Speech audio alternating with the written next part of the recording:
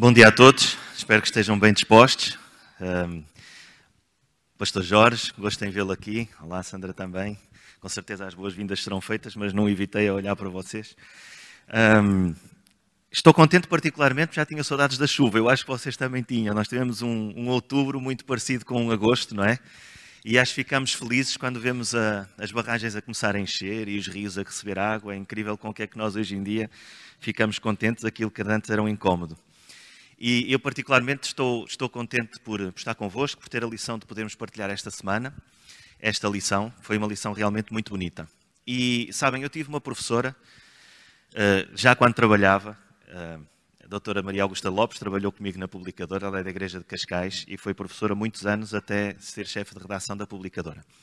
Ela ensinou-me uma coisa, disse assim: quando tiveres alguma coisa para escrever ou para falar, em vez de procurar, anda atento aos sinais, porque as coisas vão devia ter à tua mão para falar sobre o assunto. E esta semana procurei andar um bocadinho atento aos sinais. O que é que ia acontecer na minha vida para poder aproveitar para a lição desta semana? E vou-vos contar duas pequeninas experiências. Aliás, eu quando comecei a olhar para esta lição, a pensar no estrangeiro, nas tuas portas, eu não pude deixar, e desculpem-me dizer isto depois de tantos anos aqui, mas em mim próprio, não é? Porque todos nós somos estrangeiros, nós todos somos estrangeiros num mundo em que realmente não nos sentimos confortáveis. E no dia em que nos sentirmos confortáveis, a nossa vida espiritual não está, de facto, muito em harmonia com Deus. Mas eu próprio tive que, há 20 anos atrás, tomar uma decisão, vir para uma outra cidade, que o pastor Jorge fez o favor de selar com a sua bênção o casamento com a minha mulher, como pastor, e realmente já vim para uma cidade diferente e senti algumas diferenças em relação a essa cidade.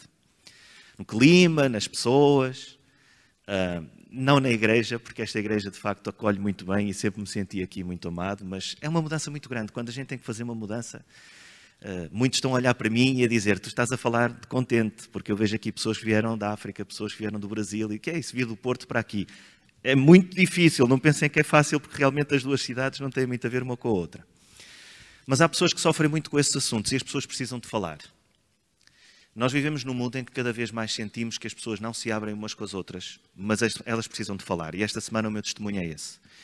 Eu estive fora de segunda até ontem, fui visitar pela primeira vez o gabinete da nossa divisão, estive em Berna, e durante esses dias tive que ir 3 vezes ao mini mercado que existe quase em frente aos nossos gabinetes para fazermos compras, porque precisava de comprar comida.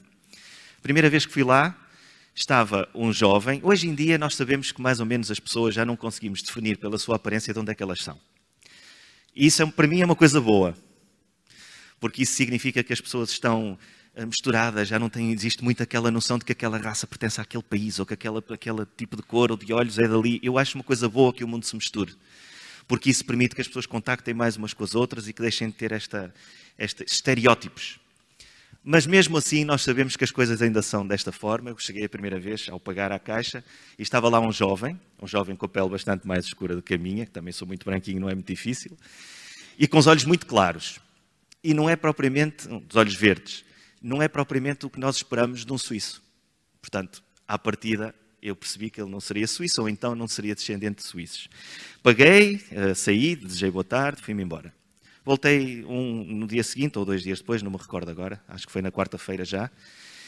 E quando ia a pagar, ele pôs conversa comigo e perguntou: você fala inglês, está cá há pouco tempo, trabalha aqui? Eu disse: olha, eu não trabalho aqui, mas vou vir aqui com frequência e tal. E trabalho ali no edifício da Igreja Adventista. Então é Adventista? Sim. Existe uma igreja aqui em Berna, existe uma Igreja Adventista, tudo em inglês. Muito bem e tal. Até que a determinada altura ele perguntou de onde é que eu era. Eu perguntei-lhe de onde é que ele era. Notei no sotaque que havia qualquer coisa num inglês que não era um inglês de alguém que falava inglês naturalmente. E ele disse que era do Brasil. E eu disse-lhe assim: pronto, então podemos falar português. A alegria daquele rapaz neste momento foi uma coisa espetacular. Poder falar português com uma pessoa que estava ali a pagar. Ele com certeza tem família e tem amigos que são do Brasil, que são de Portugal, mas naquele momento era eu que estava em frente a ele. Poder falar português. E contou-me que era do Rio de Janeiro, que trabalhava ali há 4 anos, que ia mudar de emprego no final deste mês, que era da Assembleia de Deus. Ele não me conhecia de lado nenhum. Ele nem sabia quem eu era, fazia lá a ideia. Mas naquele momento, para ele, eu era alguém que falava a língua dele. E ele precisava de contar aquelas coisas. E falou. Claro que eu o convidei a visitar a nossa igreja em Berna, disse-lhe que tínhamos um grupo de oração de pessoas que falavam português que ele poderia visitar. E naquele momento nós fomos irmãos. Por uma coisa tão simples como ele precisar de contar aquelas coisas a alguém que falasse a mesma língua, e eu estar pela primeira vez num gabinete fora de casa a conhecer as coisas, tudo novo, e houve ali uma cumplicidade, pessoas que não se conhecem. Eu nem lhe perguntei o nome, agora pensando nisso eu nem sei o nome dele. Mas pessoas que se conhecem, forasteiras, e que sentiram um vínculo de cumplicidade pelo facto de falarem a mesma língua. Nós fomos, por aquele momento, irmãos. No momento em que eu estava a vir embora no avião, minha filha tem muito bem que ela não está a ouvir, ela tem muita vergonha quando eu conto estas coisas e principalmente quando faço em frente a ela. Porque realmente as pessoas interessam-nos, devem nos interessar, as vidas interessam-nos. Nós não podemos conhecer pessoas se não soubermos as suas realidades. E ontem no avião, sentei-me ao lado de um senhor que estava com a mulher, com a filha e com o genro, com uma criança pequenina nos braços, queriam ir juntos e eu ofereci-me para trocar de lugar.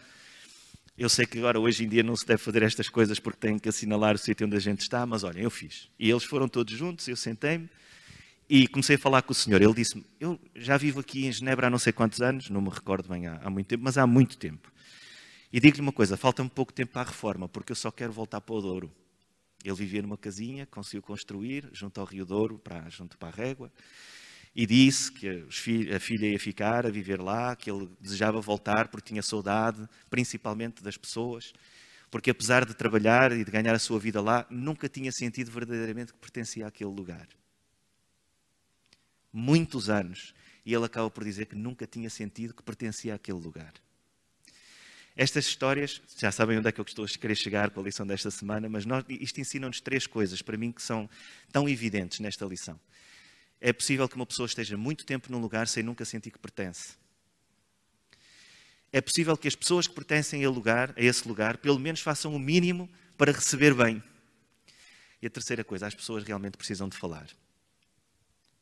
As pessoas, quando estão deslocadas, quando não se sentem no seu lugar, quando sentem, não é só a questão da necessidade, é do conforto físico. Elas precisam de falar. E nós estamos numa igreja, olhando assim para vocês, caros irmãos, eu devo-vos dizer uma coisa. Vamos fazer o exercício. Quem é que daqui é de Setúbal? Não se importa em levantar as mãos. Muito bem. David, é que é menos de 50%, não é? Aí à volta de 50%. Nós estamos num mundo em que, de facto, é normal eu chegar aqui a esta lição e falarmos do lado de cá. Já pensaram nisto? Hoje eu vou apresentar esta lição como nós estando do lado de cá. Quando, no fundo, todos nós estamos dos dois lados. Nós somos os que recebemos em muitos momentos da nossa vida, mas também somos aqueles que vamos ser recebidos noutros momentos da nossa vida. Isto não tem só a ver com a nossa vida espiritual, porque a lição é muito prática. E seria fácil chegar aqui e dizer o que é que Deus nos está a ensinar com este assunto baseado na Bíblia, mas ela é extremamente prática. Tem a ver com o modo como nós tratamos as pessoas que num determinado momento, por qualquer razão, precisam. O que é que tem em comum um forasteiro ou um estrangeiro, uma viúva, um órfão, um empregado? O que é que elas têm em comum?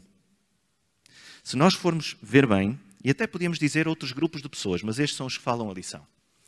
Um estrangeiro, uma viúva, um órfão, um empregado. O que elas têm em comum é que em relação à pessoa que não é estrangeiro, que não é órfão nem viúvo ou viúva, e que não é empregado, o que elas têm em comum em relação a essa pessoa é de estarem naquele momento numa posição de inferioridade ou de necessidade. E a lição tem a ver com o que é que essas pessoas que não estão nessas qualidades podem fazer para aliviar as necessidades e o sofrimento das outras. Só que todos nós já estivemos nas duas posições. E isso é uma das coisas que Deus diz no capítulo 10, que nós vamos estudar hoje, precisamente ao povo. Só um pequenino parênteses aqui. Não se esqueçam que já foram forasteiros, escravos, não se esqueçam. E, portanto, façam de uma maneira como gostariam de ter sido tratados. Esse é o centro da nossa lição. Mas devo dizer que isto é um desafio ainda maior, sabem porquê? Porque o livro 10, o capítulo 10 do livro de Deuteronômio, já foi dito aqui várias vezes, nós já sabemos o que é que quer dizer a palavra Deuteronômio. Muitas vezes o termo concreto do que querem dizer essas duas palavras é a segunda lei, mas não há de facto segunda lei. Portanto, a melhor maneira de nós arranjarmos um termo para dizer isto é a lei lida pela segunda vez. Pode ser assim, pastor Jorge, concorda? Ou não a segunda lei, mas a segunda vez que a lei é apresentada. É isso que é o livro de Deuteronômio. E nós vemos que a Bíblia hoje é muito contestada, sabem? Vou-vos contar aqui outra pequenina história, surgiu-me agora na cabeça, não estava no plano, mas é muito interessante. Em 2016, houve um jovem iraniano, portanto muçulmano, que se converteu ao cristianismo. E ele passou a ser um forasteiro no Irão, não por causa de ser de uma etnia diferente ou de não ter nacionalidade iraniana, mas deixou de ser aquilo que todos eram. E vocês sabem que um muçulmano renegar a sua fé é algo que é extremamente grave. Em alguns países, inclusive, isso não é possível, dá prisão, dá morte. E, portanto, ele renegou a sua fé, tornou-se cristão e veio para o Reino Unido, onde pediu exílio. E na análise do seu exílio, pediu asilo político, não é? Na análise do seu pedido, o juiz chegou à conclusão que ele não podia pedir por motivo de se ter convertido ao cristianismo. E as razões tinham a ver com o facto de o juiz dizer que o Corão e a Bíblia eram livros violentos. E, portanto, estar lá ou estar aqui não era por isso que ele tinha o direito de pedir. E depois citava montes de passagens do Apocalipse para justificar que, de facto, a Bíblia era um livro violento. A Bíblia, o Corão, as religiões em geral, estão no centro do debate hoje da sociedade porque se considera que elas atentam à ordem social, porque dizem coisas que normalmente são difíceis de controlar. Tem a ver com os nossos princípios, tem a ver com o mais profundo da consciência humana. Aquilo deu uma grande celeuma, a situação foi revertida, mas não deixou de ser citado que, na opinião daquele juiz, a Bíblia continha passagens violentas. E, de facto, não contém. Tem passagens que podem ser anacrónicas à nossa compreensão, porque nós raciocinamos e lemos a Bíblia escrita há não sei quantos anos atrás, com um certo contexto cultural, com os nossos olhos do século XXI. E isso tem problemas, de facto. Por exemplo, compreender hoje a lei de Talião, para nós, é uma coisa que é muito difícil. Nós dizíamos, como é que é possível defender que uma pessoa vá, digamos assim, pagar o mal com o mal na mesma medida? Mas sabem que é que na cultura em que isso foi dito, o que é que acontecia? Quando alguém morria, tinha que pagar com sangue da pessoa que tinha matado e de toda a sua família e a sua descendência. Portanto, a lei de Talião é, de facto, dizer olho por olho, dente por dente, é uma subida na escada civilizacional em relação ao que existia. Nós olhamos para lá no século XXI e depois, desculpem aqui uma pequenina... Olhamos para as coisas com os olhos que nós temos hoje e, desculpem-me aqui uma afirmação menos religiosa, e depois deitamos estátuas abaixo. Porque, de facto, é assim que nós raciocinamos no século XXI. Mas a Bíblia tem coisas que são extraordinárias. Por exemplo, em Ezequiel 47, no versículo 21 e 22. Eu peço desculpa, eu tomei as anotações, vou estar em várias aplicações, não vou usar a trimensário por isso. Ezequiel 47, 21 e 22. Um exemplo concreto que justifica como é que Deus aconselha ao seu povo a poder tratar as pessoas que não lhe pertencem. É um exemplo que não vem na lição, mas é só para explicar como é que a Bíblia trata destes assuntos. Repartireis, pois, esta terra entre vós, segundo as tribos de Israel. Será, porém, que a sorteareis para a vossa herança e para a dos estrangeiros que peregrinam no meio de vós, que geraram filhos no meio de vós, e vos serão como naturais entre os filhos de Israel. Convosco entrarão em herança no meio das tribos de Israel. Este texto é um texto extraordinário, escrito pelo profeta Ezequiel, porque vem recordar aquilo que nós, inclusivamente, vamos ver hoje no capítulo 10 de Deuteronômio, que é: não se esqueçam de tratar as pessoas que estão entre o vosso meio, que não são do povo de Israel, com a justiça que querem em relação a vocês próprios como povo. E dá um exemplo muito concreto numa coisa que é muito sensível na nossa sociedade, que mexe com o casamento, que mexe com a filiação, que mexe com a vontade das pessoas. Já pensaram nisto? A herança, ainda hoje nos dias de hoje, é uma coisa muito sensível. Não é à toa que as famílias se aborrecem com muita frequência por causa de assuntos relacionados com a herança. Porque a lei dispõe, mas depois tem a ver com quem é que é filho, quem é que não é, se é daquele casamento, se é com aquela pessoa, em que regime casaram. E o que a Bíblia está a dizer aqui é, atenção, e isto escrito há muitas centenas de anos antes de Cristo, aqueles que são estrangeiros têm direito à herança da terra. Eles peregrinam entre vocês, mas devem ser tratados como vocês, num assunto tão sensível como a herança. E a herança, quem tem uma terra, tem a ver com a sobrevivência. Não são só bens, porque a terra era a própria sobrevivência das pessoas. E por isso nós vemos que a Bíblia, e temos que defender isto de uma forma importante e explicar às pessoas, que a Bíblia é um livro de formação de Deus e de transformação de Deus para com o seu povo. Porquê é que é de formação? Porque nos ensina como é que devemos tratar as pessoas, que regras é que devemos ter, mas também de transformação porque nos apela ao coração. O que é que vocês acham que tem que acontecer primeiro? A formação ou a transformação? É irmão Paulo. E é isso que diz o capítulo 10. Porque é precisamente isso que Deus quer fazer quando nós olhamos para este capítulo, através do que Moisés estava a dizer ao povo de Israel. Precisam de transformar o vosso coração e, portanto, eu vou-vos dar formação de como é que devem fazer as coisas. Eles tinham-se esquecido. Quando foi apresentada a primeira lei, nós tínhamos um povo saído do Egito, e saído do Egito necessitava de recordar quem é que era este Deus de Abraão, de Isaac, de Jacó, que tinham os princípios que aqueles pais, antes dos 400 anos, 70 pessoas entraram no Egito, saíram de lá, não sei quantas centenas de milhares, 1 milhão. E precisaram de ser instruídos, transformados no coração e instruídos sobre quem era este Deus e o que é que Deus queria. E agora nós tínhamos visto passar uma geração. E era necessário recordar os princípios base da primeira lei que tinha sido dada. Isto é o livro de Deuteronômio. E neste capítulo 10 nós vamos ver isso em especial. Eu convido-vos a abrir o capítulo 10 neste momento. Eu acho que o mais importante que temos a fazer hoje é ver os pontos deste capítulo nos aspectos importantes que eles nos ensinam. E o primeiro ponto está logo do versículo 1 ao versículo 5. Porque foi isso mesmo que aconteceu. Eu não vou ler todos os versículos. Se calhar vamos ler. Não se importam que leiamos o capítulo todo, pois não? E depois comentamos à medida que formos vendo, e os irmãos sintam-se à vontade para falar também. Vamos ver até o capítulo 5, por favor. Está a passar o microfone. Alguém quer ler, por favor, para não ser sempre eu a falar? Pronto, o irmão Paulo diz que lê, por favor, Ângela. 1 a 5, por favor. Obrigado. Vou estar um bocado das coisas. Diz aqui o título: Moisés fala dos segundas tábuas da lei. Capítulo 10. Naquele e mesmo tempo me disse o Senhor: alisa 2 tábuas de pedra, como as primeiras, e sobe a mim, a este monte, e faz uma arca de madeira. E naquelas tábuas escreverei as palavras que estavam nas primeiras tábuas que quebraste e as portas da arca. Assim fiz uma arca de madeira de cetim e alisei 2 tábuas de pedra, como as primeiras, e subi ao monte com 2 tábuas na minha mão. Então escreveu nas tábuas, conforme à primeira escritura, os 10 mandamentos que o Senhor vos falara no dia da congregação, no monte do meio do fogo, e o Senhor mas deu a mim. 5. E virei-me e desci do monte e pus as tábuas na arca que fizera, e ali estavam como o Senhor me ordenou. Obrigado, Paulo. Nós vemos aqui algo muito interessante. Moisés a explicar como é que as tábuas estavam dentro de uma caixa de acácia. Ele sentiu a necessidade de explicar o que é que tinha acontecido. Eles sabiam, mesmo aqueles que tinham nascido depois, o que é que tinha acontecido com as primeiras tábuas. Nós sabemos o que é que aconteceu, o que é que Moisés fez depois do pecado, digamos assim, quando desceu do monte a primeira vez. E o que aconteceu foi que Moisés está a explicar aqui, e explica de uma maneira muito terna. A parte que eu mais gosto, os irmãos poderão dizer a vossa, a parte que eu mais gosto é quando ele diz assim: alisei 2 tábuas de pedra. Eu gosto muito desta expressão do alisar. Porque já começa a preparar-nos a ideia do que é que vai dizer no versículo 16. Não vejam ainda o versículo 16, mas é isto.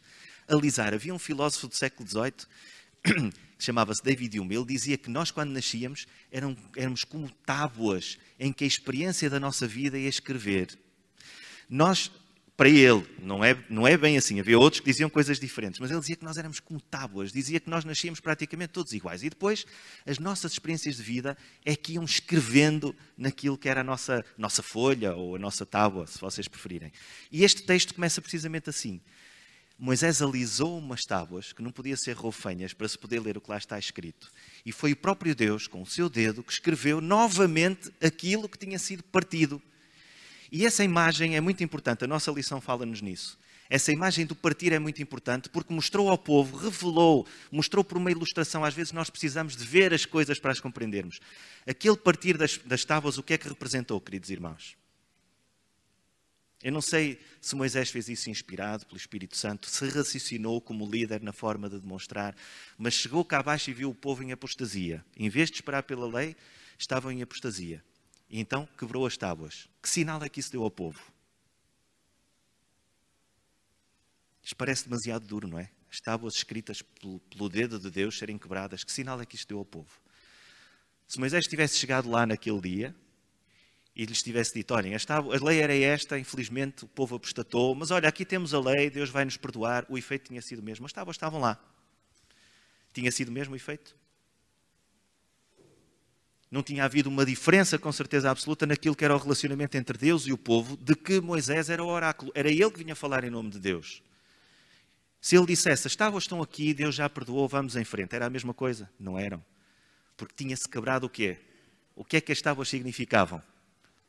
Vai, irmãos, é uma das palavras mais importantes deste trimestre. Tinha-se quebrado o quê? A aliança. A aliança quebrou-se quando as tábuas foram partidas? Não. As tábuas foram partidas como sinal de que a aliança se tinha quebrado. E quando se quebra uma aliança, o que é necessário fazer? Ou fica partida, ou tem que se reconstruir. Tem que haver um sinal de que ela está reconstruída. Nós muitas vezes, desculpem eu citar este assunto, mas nós também temos sinais na nossa vida. Muitas vezes, infelizmente, nós quebramos alianças. Nós não estamos do lado em que devemos estar e nós temos sinais. Nós estamos a iniciar esta semana uma preparação para quê, por exemplo? Para uma Santa Ceia, que é no quando? Próximo sábado. Um dos sinais mais importantes da restauração da aliança entre Deus e os homens e entre os homens entre si. É um símbolo. Alguém acredita verdadeiramente num poder sacramental de que quando lavamos os pés uns aos outros, a partir dali está resolvido. É isso que está em causa? É um símbolo de que foi resolvido, de que há uma vontade de reconstruir, de que se pediu perdão, de que nós queremos novamente iniciar um relacionamento com aquela pessoa. Quando nós comemos o pão, quando bebemos o vinho, isso significa naquele momento que acreditamos que está ali um sacramento, fisicamente, o corpo e o sangue de Jesus. Não é isso que está em causa. É uma manifestação de que queremos reiniciar a partir daquele momento. Quando alguém tropeça na sua vida de igreja e pede o seu rebatismo, ou por qualquer razão tem que ser disciplinado e é rebatizado, isso significa o quê? Que a aliança com Jesus, que foi quebrada no momento, foi reconstruída. E ali nós vemos uma coisa que no Velho Testamento existe e que no Novo não é tão forte, ou pelo menos não é essa a visão. É que a aliança com Deus é com cada um deles, mas é com o povo inteiro. E quando Moisés quebra aquelas pedras, ele está a demonstrar, estão a ver o que vocês fizeram, a aliança está quebrada. E não deixa as coisas ficarem por aí, porque este livro, do capítulo 10 de Deuteronômio, que nos vem dizer é a solução logo a seguir. E eu vou pedir, tens a Bíblia aberta, pode ser tu, David, no capítulo 10 de Deuteronômio, ou alguém que tenha, se a Isilda já tiver, pode ser a Isilda. Vamos ler do versículo 6 ao versículo 10, por favor. Não faz mal. Os israelitas partiram dos poços de Ben-Jacã para Moser. Foi lá que morreu Arão e foi sepultado. O seu filho Eleazar foi consagrado sacerdote em seu lugar. Dali partiram para Gidgad e de Gidgad para Jobatá, terra de muitas torrentes. Foi nessa ocasião que o Senhor escolheu a tribo de Levi para transportar a arca da aliança do Senhor, a fim de estar na presença do Senhor, para o servir e abençoar o povo em seu nome. São essas ainda hoje as suas funções. Por isso, a tribo de Levi não tem parte na distribuição das terras entre as outras tribos. A sua herança é o Senhor, tal como Ele, teu Deus, lhe prometeu. Fiquei na montanha 40 dias e 40 noites, como das vezes anteriores. O Senhor voltou a ouvir mais uma vez o meu pedido e desistiu de vos destruir. Obrigado, Isilda. A lição pede-nos para ler o versículo 1 a 10 todo seguido. Eu fiz questão aqui de o separar um bocadinho, porque o versículo 1 explica como é que Moisés demonstrou a quebra da aliança, por uma ilustração, e como é que ela foi restaurada. Como é que foi então? Moisés vai com umas pedras alisadas, Deus escreve a lei novamente nas pedras, é colocado numa caixa da acácia. E agora nós vemos que essa caixa é a explicação que Moisés tem para a Arca da Aliança. Sempre que olhassem para ela, tinham uma ilustração de como é que as pedras estavam lá com a lei. E vamos ver uma coisa extraordinária, porque há aqui uma ruptura que a lição não fala, mas que é engraçada, entre o capítulo 5 e 6. Está restaurada a aliança, o que é que aconteceu a seguir? O que é que Moisés explica? O povo partiu. E partiu com um sinal da aliança muito importante, que hoje é um sinal que nós não temos tanto, porque o Novo Testamento nos diz que o sacerdócio é de todos, mas do versículo 6 a 10 é-nos dito que há um sinal muito importante, que é qual? A aceitação por parte de Deus de Do sacerdócio de quem? Dos levitas. É isso que lá está. Que a partir daquele momento havia uma nova união entre Deus e o povo, em que o povo partiu com a bênção de Deus, com a reafirmação da aliança de que Deus os amava, de que tinha aceitado perdoá-los e que estava a aceitar inclusivamente a ligação que os levitas tinham entre Deus e o povo, que era a sua função. E dilo novamente, os levitas são aqueles, é reafirmado aqui, que não têm parte na aliança porque estão entregues ao Senhor, o que significa que Deus os tinha aceitado para fazer esta ligação entre o povo e o próprio Deus. É isso que nós neste versículo vemos até ao versículo 10. E termina o versículo 10 com esta frase maravilhosa: não quis o Senhor destruir-te. Esta palavra querer é uma coisa extraordinária, sabem? Porque nós não podemos negar, e isso é um aspecto, se calhar, o mais importante da lição para nós que compreendemos o sacrifício de Jesus. O facto de nós estarmos vivos, respirarmos, virmos à igreja, termos liberdade, termos uma família, vivermos em consciência dentro das nossas dificuldades, primeiro, não é uma garantia, nós não temos garantia nenhuma que pelo nosso esforço vamos ter todas estas coisas, e é um privilégio, porque na condição pecaminosa, se Deus não tivesse tido misericórdia de Adão e Eva, misericórdia de todos aqueles que depois de Adão e Eva pecaram, a destruição era aquilo que estava escrito, digamos assim, nas ações de todos os homens. E quando Deus aponta para o sacrifício de um animal, para apontar para Cristo, a Adão e Eva, quando Deus salva Noé do dilúvio, o chama para apresentar ao povo, a todas aquelas pessoas, uma salvação, é isso que ele está a querer dizer: eu tenho misericórdia. É por isso que uma das palavras, quando alguém é escolhido, uma das palavras mais extraordinárias que nós vemos na Bíblia é Deus a dizer assim: achaste graça aos olhos de Deus. A palavra graça significa que é um favor que Deus presta sem ninguém o merecer. Sem ninguém o merecer. Aquele povo naquele momento não merecia outra coisa que não fosse ser destruído. Porque as tábuas escritas pelo dedo de Deus tinham sido ignoradas naquilo que tinha lá, naquilo que eram aquelas terminações. E é por isso que Moisés diz de uma forma linda: não quis o Senhor destruir-te. A vontade de Deus não é destruir. A vontade de Deus não é afastar as pessoas, não é que não aceitem aquilo, o amor que tem para lhes dar. Em última instância, quem determina que de facto as palavras de Deus não são aceitas são as ações dos homens. Porque Deus não quis destruir. E ao não querer destruir, o que é que fez? Escreveu pela segunda vez, repetiu aquilo que tinha dito ao escrever aquelas tábuas. E agora nós vamos ver, a partir do versículo 11, e eu penso que podemos ler outra vez até ao versículo 15, embora aqui é um apelo que Deus faz, de facto, à guarda dos mandamentos. Será que alguém quer ler? Quem pode ler, por favor, 11 a 15?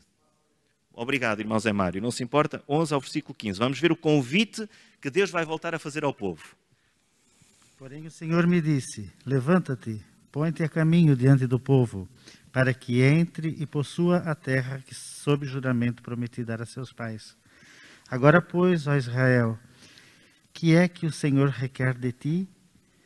Não é que temas o Senhor teu Deus e andes em todos os seus caminhos e o ames e sirvas ao Senhor teu Deus de todo o teu coração e de toda a tua alma, para guardares os mandamentos do Senhor e os seus estatutos que hoje te ordeno, para o teu bem? Eis que os céus e os céus dos céus são do Senhor teu Deus, a terra e tudo quanto nela há. Tão somente o Senhor se afeiçoou a teus pais para os amar. A vós outros, descendentes deles, escolheu de todos os povos, como hoje se vê. Obrigado, irmão José Mário. Eu escolhi fazer esta leitura sempre sequencial do capítulo 10, porque a lição vai pegando nos versículos aqui e ali, e nós podemos perder a linha. Mas reparem, explica-se como é que nasceu a segunda aliança, diz-se que o povo partiu e agora Moisés vai dizer que o povo quer no fundo é que eles lhe sejam fiéis novamente a Deus. É que o povo de Israel seja fiel a Deus. E dá uma explicação muito simples, dizendo o que é ser fiel, é guardar os mandamentos do Senhor, é guardar os estatutos do Senhor e explicar porquê. Porque os céus e os céus dos céus são do Senhor teu Deus. Não é porque eles sejam pessoas muito melhores a partir daí, pela sua força, pela sua capacidade, porque compreenderam melhor, nem é porque sequer reconhecem a Deus. Isso é porque Deus é, de facto, o soberano do universo.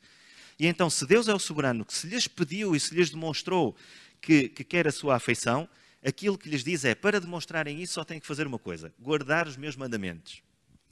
E aqui é que o capítulo 10 de facto tem algo que é surpreendente e que demonstra a beleza. Nós não falamos muito do livro de Deuteronômio como um livro poético, há outros poemas na Bíblia, não é?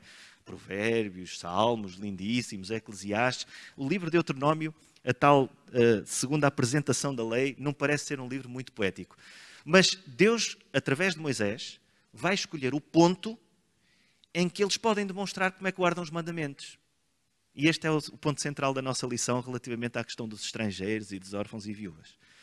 Porque nós até aqui vemos, guardem os mandamentos porque Deus é Deus. A frase resumo do versículo 11 a 15 é, guardem os mandamentos porque Deus é Deus.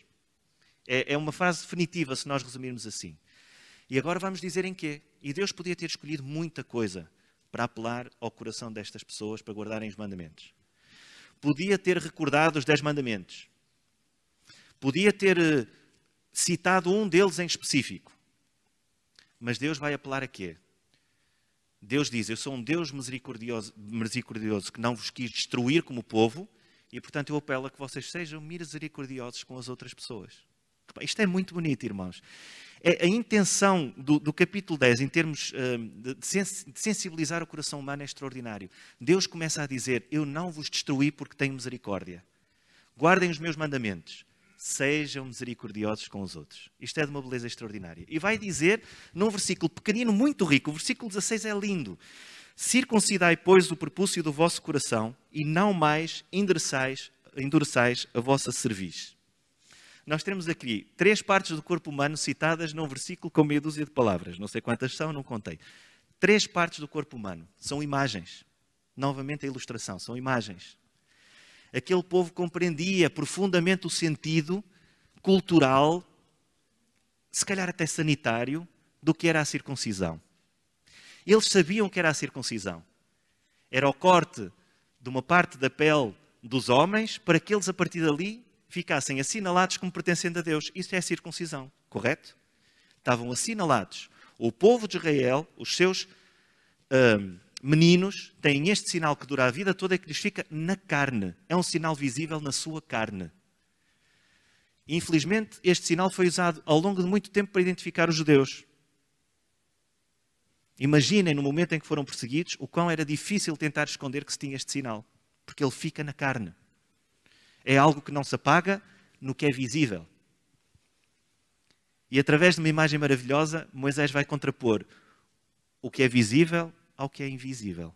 E aí ele vai passar para outra parte do corpo humano que a gente não vê. Então é assim que ele vai dizer, circuncidai o prepúcio do vosso coração. Porque o coração não se vê. O coração não tem prepúcio em termos anatómicos. Eu não olho para vocês, nem vocês olham para mim e sabemos se verdadeiramente nós temos a aliança que Deus quer connosco no nosso coração. A gente não vê isto. É preciso que as pessoas que estão fora de nós, porque Deus sabe, mas as pessoas que estão fora de nós, aquelas que são os outros, que nós chamamos os outros, percebam se nós temos ou não o nosso coração circuncidado. Porque essa é uma ordem de Deus. Guardem os mandamentos. Circundem o vosso coração. Circuncisem, desculpe. O vosso coração. Realmente é algo que nos faz pensar muito. E depois diz, e não endureçais a vossa cerviz. O que é cerviz? O que é cerviz? Pois, é daí que vem a palavra. Portanto, é uma parte rígida. Nós não conseguimos... É uma coisa que é difícil. Quando fica rígida, nós temos dificuldade, de facto, em vergar. E aqui o que está em causa é, não sejam resistentes ao meu amor. É uma coisa tão simples que Deus está a dizer. Não endurecer a cerviz é, não sejam resistentes ao meu amor. Circuncidem agora, o vosso coração. Isto é algo que é de facto maravilhoso que Deus nos está a dizer. E porquê? Porque o Senhor vosso Deus é o Deus dos deuses e o Senhor dos senhores, o Deus grande, poderoso e terrível, que não faz acepção de pessoas, nem aceita recompensas. Há versões que não dizem recompensas, há versões que dizem suborno. Não sei se é o caso das vossas Bíblias ou não. E então, nós vamos ver que se alguém tem o coração que de facto foi circuncidado, se alguém não tem uma cerviz que seja dura, se alguém aceita Deus E compreende que este Deus é um Deus que não faz acepção de pessoas. Não olha se é rico, se é pobre, se é nacional, se é de outra etnia, se tem uma raça, se tem outra religião. Não olha para se é homem, se é mulher, se é velho, se é novo. Deus não faz acepção de pessoas. Pessoas aqui não podia ser mais geral. Deus não faz acepção de ninguém. Então, e como é que não se faz acepção de ninguém? Perguntar-se ao povo. É Deus a formar. Reparem, transformado o coração.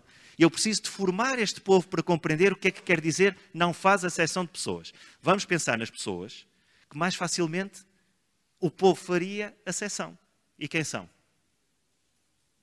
A quem é que o povo de Israel, circuncidados na carne, com uma língua própria, escolhidos por o Senhor, a quem seriam aqueles que o povo mais facilmente faria acepção? Versículo 19. Por isso, amareis o estrangeiro, pois fostes estrangeiros na terra do Egito. A lição tem este título, não é? O estrangeiro. Mas é preciso compreender o que é isto do estrangeiro. Porque é que Deus tem este cuidado com o estrangeiro? Porque nós não chegamos cá sem relembrar tudo isto. A aliança que Deus quis ter com o seu povo e que quer ter connosco. O sinal dessa aliança na lei. Relembrar que a lei é guardar os preceitos. Mas para guardar os preceitos, eu tenho que ter um coração novo. E se eu tiver um coração novo, Deus vai escolher o mais difícil para aquele povo. O que é o mais difícil para eles? Amar as pessoas que são diferentes. É isso, no fundo, que nós vemos, e na lição de sábado nós temos isso escrito, está no livro de Marcos, no capítulo 12, é isso que Jesus responde à pessoa que o interpelou. Qual é o mandamento mais importante de todos? O que é que Jesus respondeu? E podia ter chegado. Se Jesus tivesse dito só isto, ele tinha respondido à pergunta: amar a Deus a todas as coisas. No fundo, é o resumo do primeiro mandamento: não terás outros deuses diante de mim. É o resumo do segundo mandamento: não farás para ti imagem de escultura. Está lá, não tem outros deuses diante de mim. Ama acima de todas as coisas. Não se diz o nome de Deus em vão, porque senão não estamos a amá-lo e estamos a utilizar o nome para o que não serve. Guardar o sábado é um sinal. Ele tinha respondido. E para os judeus, para aquele que lhe perguntou, se calhar tinha sido suficiente. Mas o que a lição nos diz, muito bem apanhado por quem escreveu, nosso irmão Clifford e a comissão, tem realmente momentos que a gente se calhar não chegaria lá. Mas na lição de sábado diz lá que Jesus acrescentou ao que lhe foi perguntado. E é aí que ele diz que também é um sinal do amor a Deus. E é um mandamento que se funde com o primeiro: amar ao próximo como a ti mesmo. Essa dimensão de que não se conhece o amor de Deus, se nós não formos capazes de o transportar para as outras pessoas, é algo que fica muito claro na resposta de Jesus neste capítulo. Por isso amareis os estrangeiros, pois fostes estrangeiros na terra do Egito. Amar o estrangeiro no sentido em que vocês já experimentaram isso. Sabem uma coisa? Agora vamos entrar um bocadinho na Igreja Adventista do Sétimo Dia. Nós estamos num mundo, meus queridos irmãos, que está muito polarizado. As pessoas estão muito extremadas nas suas opiniões. E até nesta questão dos estrangeiros nós vemos isso, sabem? É muito fácil hoje em dia, nas igrejas, não estou a dizer na Igreja Adventista, estou a falar mais em geral, nós ouvirmos com muita frequência: nós temos que guardar a nossa herança cristã, nós temos que ter o cuidado com as pessoas que nos vêm de fora, nós temos que ser muito cuidadosos, porque senão qualquer dia já nem são os nossos princípios que se guardam, nós estamos a ser verdadeiramente atacados. Aquilo que nos une como sociedade é o direito de poder expressar a nossa opinião, de termos liberdade para ter a última tiro do quinto andar, a coisa não vai correr bem. Não é isso que eu me estou a referir. Torna-se perigoso para nós quando nós pensamos que a proteção daquilo que é a nossa maneira de pensar, a nossa cultura, a nossa maneira de agir, esse medo de perdermos aquilo que nos é inato, que nós conhecemos desde sempre, quando isto é maior do que a vontade de mostrar o amor de Jesus, nós deixamos de cumprir a missão. E às vezes, facilmente, nós nos deixamos levar por questões ideológicas, em vez de facto nos lembrarmos de que a missão de Jesus é de mostrar o amor do Pai a todas as pessoas.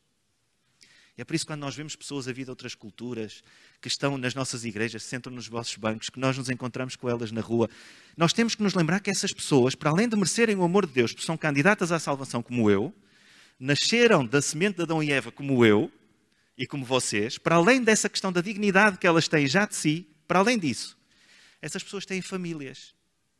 São famílias que estão nos seus países muitas vezes. São famílias que estão em suas casas e que não nos conhecem a nós. E essas pessoas um dia vão dizer, eu conheci alguém que era daquela igreja, que era daquele país e que se comportou comigo desta forma. Isto não tem limite o ponto onde um ato de bondade, do amor de Deus, pode chegar. E nós vemos hoje em dia que, de facto, nas leis, cada vez mais as pessoas vão tendo direitos iguais aos direitos nacionais, vai aparecendo que a dignidade humana está cada vez mais presente, mas eu não tenho a certeza absoluta se isso tem, de facto, uma correspondência no coração de todas as pessoas que estão à nossa volta. Se tem uma correspondência no nosso próprio coração. Se nós já nos deixamos, de facto, circuncidar no coração para o amor de Jesus e para o expressar às outras pessoas. Sim, irmão, faz favor. Ângela, não te importas?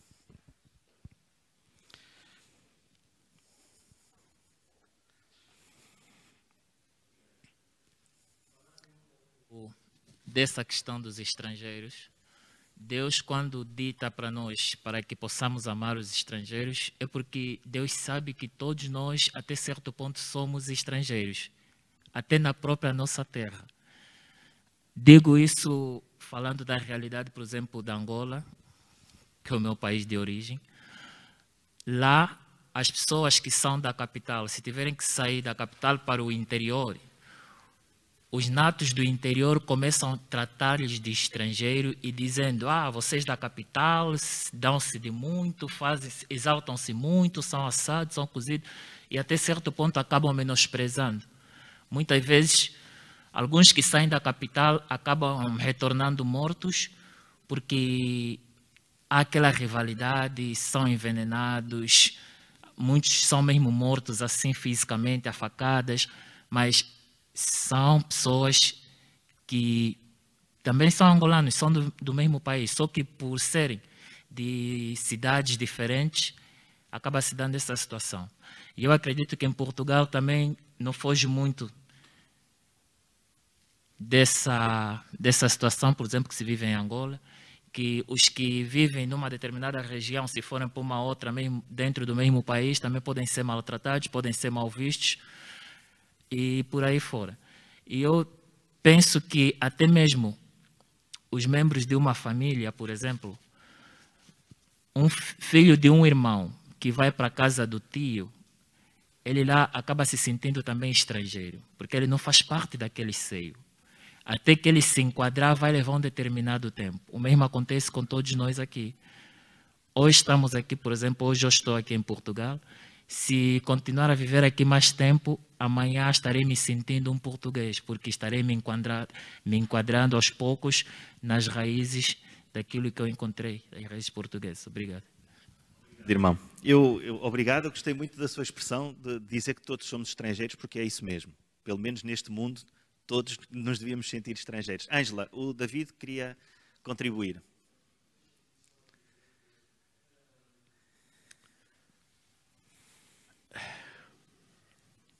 Perdi um pouco aquilo que ia para te dizer, mas, entretanto, há uma parte que no Pai Nosso, Deus diz-nos que nós seremos perdoados da forma como nós perdoarmos os outros. E isto vem um pouco buscar aquilo que tu falavas, da forma como Deus trabalha na minha vida e da forma como eu tenho que trabalhar na vida dos outros. E nós, quer dizer, Israel como povo escolhido, muitas das vezes esqueceu-se qual era a sua verdadeira missão, e colocando-se à parte, achando-se superior aos outros. E não foi isso porque Jesus, Deus, os escolheu. Obrigado, David. É isso mesmo. Eu gostava de vos ler aqui, tenho duas citações para vos ler de Irmã White, mas primeiro eu tenho que fazer uma referência à lição de quinta-feira. Porque a lição de quinta-feira, como viram, é o único ponto que está fora de Deuteronômio 10. Fala num ponto de Deuteronômio 24. Não vamos ler o texto, mas é muito interessante quando fala da misericórdia de uma forma muito prática. Quer dizer, alguém pediu emprestado a outra pessoa e essa pessoa não conseguiu pagar e é curioso que é dada a instrução de que pelo menos durante a noite lhe seja deixada a capa que foi dada como garantia do pagamento que não foi feito. Esse pormenor é algo muito interessante. Nós imaginarmos alguém a ir à casa de outra pessoa reclamar aquilo que lhe é devido. Ninguém põe em causa que lhe é devido. A Bíblia fala em muitos pontos sobre a questão dos empréstimos e sobre a questão das fianças. Não é disso que se está a falar. Está-se a falar da misericórdia. É-lhe devido. E é feito um apelo aqui ao coração para haver a compaixão pela situação do outro, dizendo assim, isso não está em causa que te é devido, a capa é tua, mas pelo menos à noite deixa-lhe a capa para que não possa não passar frio. É tão pungente, porque são ilustrações que nos chegam nesta lição realmente extraordinárias, lições tão simples, através da anatomia, através de exemplos práticos da vida. Se alguém que com certeza teve o suficiente para emprestar e tem uma capa, durante a noite, que ele possa não passar frio. Esta questão da necessidade é muito profunda. E fala também da questão do juízo, lá está, de como é que se deve julgar as outras. Eu não resisto a ler aqui uma citação, tem de Deuteronômio 1, 16 e 17, citada no Patriarcas e Profetas, em que Irmã White fala sobre este assunto. E fala do modo como se deve atender com justiça às outras pessoas. Atendam todas as questões dos vossos irmãos, resolvam-nas com justiça, quer seja só entre os vossos compatriotas, quer sejam entre um israelita e um estrangeiro. Lá está outra vez, logo no capítulo 1 de Deuteronômio, não haver exceção. Em questão de justiça, não façam distinção entre as pessoas, tratando de igual forma os pequenos e os grandes. E eu gosto muito desta frase a seguir. E não tenham medo de ninguém, porque quem dá a sentença é Deus. Eu estou muito convencido disto, sabem, irmãos? E ontem, ao ler este versículo e ao ler esta parte do Patriarcas e Profetas, cheguei à mesma conclusão. Uma das principais razões porque as pessoas se tornam agressivas é o medo. Nós temos, de facto, medo. Medo do que é diferente. Nós muitas vezes confundimos a palavra medo com respeito. Aliás, ensinamos as nossas crianças desde o princípio. Achamos que uma criança, se tem medo de levar um tabefe quando faz uma asneira, dizemos que tem muito respeito aos pais. Não é o que a gente diz? Aquela criança tem muito respeito aos pais. Não, tem é medo. Porque respeito implicaria que não pensassem em fazer a ação. A verdadeira educação é tentar fazer a que não leva àquela ação. Não é depois de a fazer ficar com medo da consequência. Quando acontece, mas é medo, não lhe vamos só chamar respeito. Nós devemos ter respeito por todas as pessoas, sem dúvida nenhuma. E devemos lutar por viver num mundo onde as pessoas possam expressar-se, ter as suas opiniões, as suas religiões, desde que não conflituam com aquilo que é a outra pessoa. Esse é o limite. Quando começa a conflituar com aquilo que são os direitos das outras pessoas, é o nosso limite. Mas medo não, porque o medo faz com que nós nos fechemos. Eu digo-vos sinceramente, desculpem esta parte mais pessoal, uma das coisas que eu tenho às vezes mais dificuldade no meu trabalho para a igreja é sentir que as pessoas têm medo das outras pessoas, mesmo antes de serem perseguidas ou de estarem a ser atacadas. Nós já estamos na defensiva. Nós já estamos na defensiva. Porque sabemos que vai ser assim, já nem queremos agora nenhum tipo de contacto. E a verdadeira coragem é em afirmar a posição na adversidade, não é em fugir da adversidade. Entendem onde eu quero chegar? Quando vêm os estrangeiros, quando vêm as pessoas que são diferentes de nós, acolher é um sinal de coragem. Não é um sinal de fraqueza. Porque o medo é que leva a que a gente não acolha. E as consequências pertencem a Deus. É isso que diz aqui, termina assim. Porque quem dá a sentença é Deus. Façam o que é correto, porque depois quem resolve é Deus. E reparem, nós estamos aqui a falar de estrangeiro, que é uma noção que tem muito a ver, nós nascemos em Estados, nações, pensamos muito no nacional, mas o estrangeiro não é só o nacional, não é? É a pessoa da outra família. É a pessoa da nossa família com quem não nos entendemos. É uma pessoa que não é da nossa raça, é uma pessoa que não é da nossa religião. A avaliação que Deus faz é uma coisa extraordinária. Deus preocupa-se com o estado do coração das pessoas, não é com a sua condição nesta terra. É como é que está o coração das pessoas. Por isso é que nós vemos o trigo e o joio, os bodes e os carneiros, o bom e o mau. Pelo contrário, Paulo diz, não se preocupem se é gentio, se é grego, se é judeu, se o que é. Portanto, Deus une na condição das pessoas, mas afasta em relação a como está o seu coração. Concordam comigo? Mas mesmo afastando em relação a como está o seu coração, não deixa de amar as pessoas que não o amam. E é por isso que quando nós olhamos para Mateus 5,45, tem lá um texto que realmente nos interpela no Sermão da Montanha. Mateus 5,45 diz assim, Deus faz com que o sol brilhe sobre os bons e sobre os maus e dá chuvas tanto para os que fazem o bem como para os que fazem o mal. Mesmo fazendo a divisão entre bons e maus, o que é que Deus dá a todos? Igual. Já pensaram nisto? Eu hoje vi um post de manhã, abri o Facebook, nós fazemos isso de manhã, toda a gente faz, não vale a pena esconder. Quando abri, vi lá uma coisa muito interessante. Alguém tinha feito uma pergunta no Facebook com uma escola destruída. Porquê é que escolas adventistas estão a ser destruídas em sítios pobres? Eu, como tinha lido não sei se alguém viu aqui este post, não? Não. Pronto, é de um grupo de adventistas portugueses. Eu achei muito curiosa a pergunta, sabem? Porque eu dei por mim a pensar, porquê é que não? Se Deus dá o que é bom e o que é mau, dá sol e chuva aos bons e aos maus, porque é que eu não posso interpretar que uma coisa boa que aconteça a alguém mau ou uma coisa má que aconteça a alguém bom possa ser ou possa produzir um bom efeito para Jesus? Porque o foco tem que ser para quê, não é porquê. Não é porque é que as escolas podem ser destruídas aqui ou ali, o que era preciso provar que é verdade, que eu estou convencido que não é, mas para quê? Para que nós nos unamos, se calhar, em reconstruí-las. Para que a comunidade se une em oração para que possa voltar a reconstruir. Entendem onde eu quero chegar? Deus dá coisas boas e más aos bons e aos más para o produto que Ele tem na sua mente. E nós somos também mãos para que esse produto se produza, possa realmente vir a acontecer. Que é aquilo que nós vimos no início, que o coração se abra, o coração das pessoas se abra. Esse é o nosso objetivo. E às vezes o coração das pessoas, infelizmente, só se abre na adversidade.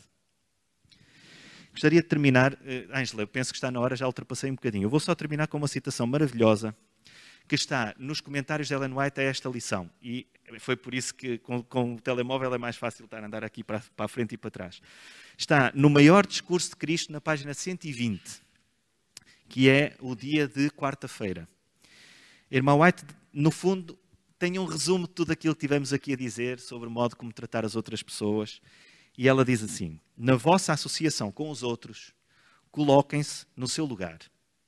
Há um ditado índio que diz isto, que é: não julguem ninguém sem lhe calçar os mocaçãs. Na vossa associação com os outros, coloquem-se no seu lugar. Entrem nos seus sentimentos. É possível a gente entrar nos sentimentos das outras. Entrem nos seus sentimentos. Já imaginaram isso? Sintam o que a pessoa está a sentir. É isso que quer dizer compaixão.